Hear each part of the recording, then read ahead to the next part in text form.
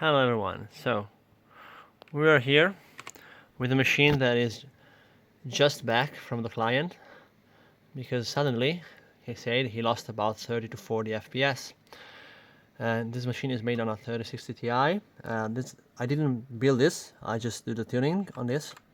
So 3060 Ti and 12600K, and we're running some 5600 CL36 kit. So this machine was extremely expensive when the guy bought it. I think it was around 2,000 euro. Now it would be around 1,500. So it's still, no, not 600 maybe. So it's still 1/3 more than the machines I build. And now this was a good time to like come back to this and do some more tuning. But the reason why it came back is that apparently Windows updates did some update on the Asus motherboard BIOS, and this destroyed all my tuning on the RAM. Now, lucky enough, I keep a spreadsheet with every tuning that I do, just in case I get a BIOS with the same stick, the same kit, or a similar configuration. I want to make some comparison. I keep track of all the scores that I get. So that was an easy fix, but that shouldn't happen. Like, Windows Update shouldn't fuck up your BIOS tuning. You know, I hate Windows. I always hated it. I've been a Linux guy, and now I use Mac OS. I just can't stand this kind of like, what's the point of making your own computer and like having the freedom to do your own computer when then Windows comes and fucks you up? Well, whatever.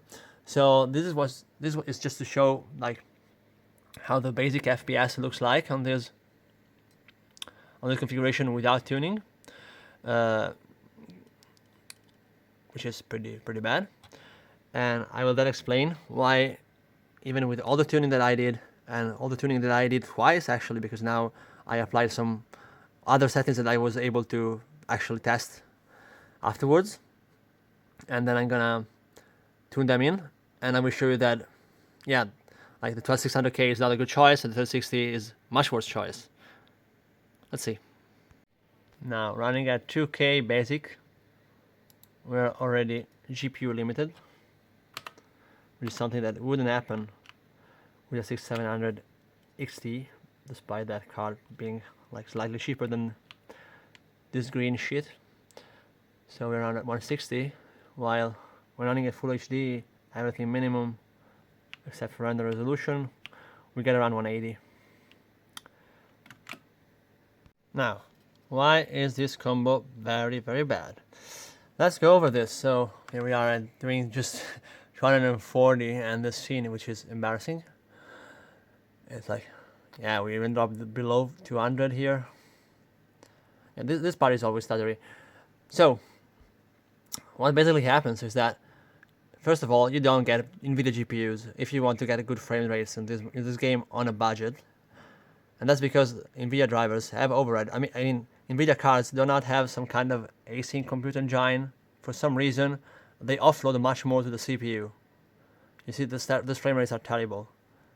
I didn't even get any kind of boost because of the RAM tuning. I really can't believe that. I don't understand why, but I guess that's what it is. So nvidia cards will suck your CPU power away, because they don't have some functionality inside of their hardware that AMD cards do.